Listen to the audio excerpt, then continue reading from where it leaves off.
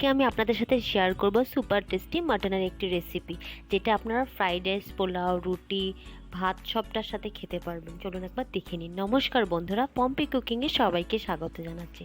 এখানে আমি half KG মতন মাটন সেদ্ধ করে নিয়েছিলাম আগের থেকে। কুকারে আমি সেদ্ধ করে নিয়েছি। তারপরে একটা কড়াই আমি উনুনে বসিয়ে দিলাম। ওর মধ্যে আমি দিয়ে দিলাম কিছুটা সর্ষের তেল, তারপরে দিচ্ছি জিরে ফোড়ন, তারপরে দেবো একটা তেজপাতাকে আমি টুকরো করে কেটে এভাবে দিয়ে দিলাম, মানে হাত দিয়ে ছিঁড়ে দিতে পারবেন। তারপরে দিচ্ছি দুটো এলাচ আর এক টুকরো দারচিনি, দিয়ে এটাকে একটু নাড়িয়ে নেব প্রথমে। তো নাড়িয়ে নিয়ে দিচ্ছি আমি দুটো বড় সাইজের পেঁয়াজকে আমি কুচি করে নিয়েছিলাম, ওইটা আমি দিয়ে দিলাম। আর দিচ্ছি দুটো বড় সাইজের রসুনকে আমি থেতো করে নিয়েছিলাম শিলনোড়াতে ছুলে, তো ওইটাও আমি দিয়ে দিলাম এর মধ্যে। আর দিচ্ছি অল্প আদা। আদাটা আপনারা পরিমাণ মতনই দেবেন, বেশি দেওয়ারও দরকার নেই, মাংস যতটা হয় ওই হিসাবে দিলেই হলো। তো আমি অল্পখানি আদা দিয়ে দিলাম, দিয়ে এটাকে 1 মিনিট ভাজবো। এইদিকে আমি একটা মশলার পেস্ট তৈরি করব। যেমন দিচ্ছি আমি 2 চামচ জিরে গুঁড়ো পাউডার, 1.5 চামচ মতন হলুদ গুঁড়ো পাউডার দিলাম, তারপরে দিলাম আমি ঝাল লঙ্কার গুঁড়ো, তারপরে দিচ্ছি আমি মিট মশলা 1 চামচ দিয়েছি, ঝাল লঙ্কার গুঁড়ো 1 চামচ, শুধু আমি মাটন মশলাটা 1.5 চামচ মতন আমি দিচ্ছি আর কি। আর ঝাল পছন্দ করেন না, ঝাল লঙ্কার গুঁড়োটা স্কিপও করতে পারেন। তারপরে দিচ্ছি আমি কাশ্মীরি লঙ্কার গুঁড়ো, যেটা একটু কালার আনার জন্য। অল্প জল দিয়ে এটার একটা পেস্ট তৈরি করে নিলাম প্রথমে। তো ওইদিকে আমার এটা ভাজা হয়ে গেছে, পেঁয়াজটা লাল লাল করে অল্প হালকা ভেজে নিয়েছি। এর মধ্যে আমি এখন দিয়ে দিব এই মশলার পেস্টগুলো। মশলার পেস্টগুলো দিয়ে এটাকে আমি 30 সেকেন্ড মতন ভেজে নেব। তো আমার 30 সেকেন্ড ভাজা হয়ে গেছে। তারপরে আমি দিয়ে দিচ্ছি টমেটো কুচি, একটা মাঝারি সাইজের টমেটোকে কুচি করে নিয়েছিলাম, আর একটা ক্যাপসিকাম কুচি আমি দিয়ে দিলাম। দিয়ে এটাকে আরও আমি 30 সেকেন্ড মতন এইভাবে নাড়িয়ে নেব।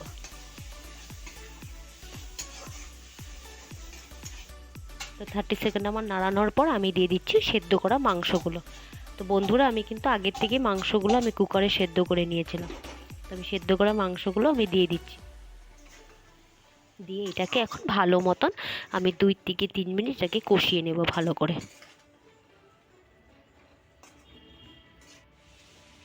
2 থেকে 3 মিনিট কষানোর পর আমি দিয়ে দিচ্ছি কিছুটা মটরশুঁটি, 10 থেকে 12টা মটরশুঁটি ছুলে নিয়েছিলাম, নিয়ে এর মধ্যে দিয়ে দিলাম।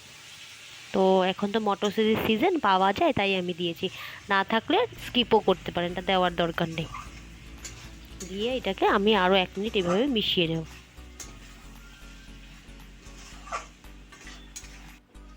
তো 1 মিনিট আমি মিশিয়ে নিয়েছি, নেওয়ার পরে একটু হালকা জল দিয়ে দিলাম ওই বাটিটার মধ্যে, পেস্টের বাটির মধ্যে আমি একটু হালকা জল দিয়ে দিয়েছি। জল দিয়ে এটাকে আমি আরও 30 সেকেন্ড মতন জলটাকে একটু টানিয়ে নেব। তো জলটা আমার টেনেই গেছে।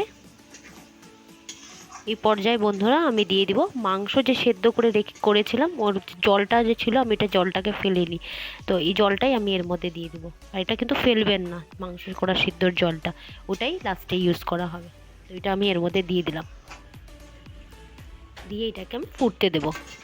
ওই 2-3 মিনিট ফুটালে হয়ে গেল, কারণ আমার মাংস আগের থেকে সেদ্ধ করা ছিল, তো বেশি সেদ্ধ করার দরকার নেই। আমি সেদ্ধ একটু লবণ উপর দিয়ে দিলাম, পরিমাণ মতন নুন দিয়ে দিলেই হলো। দিয়ে একটু নাড়িয়ে নিয়ে এটাকে ফুটতে দেবো। 2-3 মিনিট ফুটা হয়ে গেছে আমার। 2-3 মিনিট ফোটার পর আমি দিয়ে দিচ্ছি খানিকটা জায়ফল, আর দিলাম আমি একটা দারচিনিকে আর একটা এলাচকে থেতো করে আমি এর মধ্যে দিয়ে দিলাম একটু সেন্ট আনার জন্য। দিয়ে এইভাবে মিশিয়ে দিলাম। তারপরে একটু শাহি গরম মশলা দিয়ে দিলাম উপর দিয়ে, দিয়েও এটাকেও একটু নাড়িয়ে নিলাম।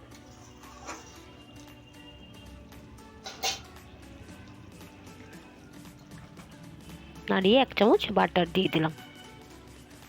অনেক সিম্পলভাবে এটা রেডি হয়ে যায়। এটা খেতে কিন্তু অনেক অসাধারণ হয়, সবাই প্রশংসা করবে আপনাদের। এই রেসিপিটা যখনই সময় পাবেন বাড়িতে একদিন বানিয়ে ফেলবেন। আমার চ্যানেলে যদি রেসিপিগুলো আপনাদের ভালো লেগে থাকে, প্লিজ লাইক, শেয়ার, কমেন্ট করে দেবেন। আর আমার চ্যানেলটিকে সাবস্ক্রাইব করে দেবেন। এখন ঢাকা দিয়ে গ্যাসটাকে অফ করে দিলাম। তো 2 মিনিট পর আমি ঢাকাটা খুললাম, দেখেন কি সুন্দর একটা কালার এসছে। আর এটা খেতেও যতটা দেখতে ভালো হয়েছে ততটাও খেতেও ভালো হয়েছে। সো রেডি হয়ে গেছে আমার স্পেশাল মাটনের রেসিপি।